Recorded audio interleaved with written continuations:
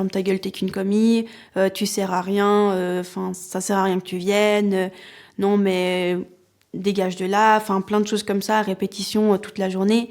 Dont j'ai aussi eu du vol dans mes frigos, ou par exemple quelqu'un qui m'a pris le bras et qui m'a tiré les poils. La pire des choses, je pense, que j'ai eu, c'est d'aller un jour sur mon poste et d'avoir des insultes marquées sur mon poste. Quel type d'insultes ? Salope, connasse, menteuse, et j'en passe.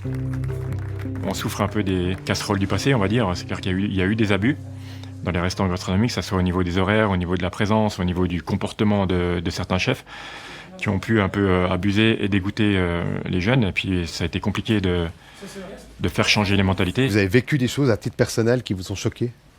Oui, oui. L'excellence ne justifie certainement pas tout. La preuve, il y a des restaurateurs, des chefs qui arrivent à très bien faire fonctionner leur brigade sans violence. Mais la pression, elle peut être énorme, notamment en lien avec des guides d'ailleurs, mais en lien avec en fait la clientèle de tous les jours. Parce que pour arriver à un niveau d'exception, ça demande une rigueur absolue et pour cette rigueur, il faut évidemment une discipline, il y a des horaires qui sont extrêmement lourds, il y a une vraie pression psychologique, ça c'est sûr. La cocaïne, on le sait, est un fléau dans ce milieu. Moi j'ai vu des enfants prendre de la cocaïne sur des passes, se frotter les gencives avec les restes des collègues avant. Beaucoup de gens m'ont dit avoir goûté à la cocaïne pour la première fois en commençant dans ce secteur, à tous âges, et puis aussi des chefs qui distribuent.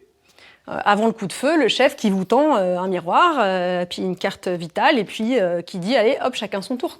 Ça existe encore, mais on peut le comprendre dans le sens où quand on travaille 80 heures semaine, ça n'est pas humain.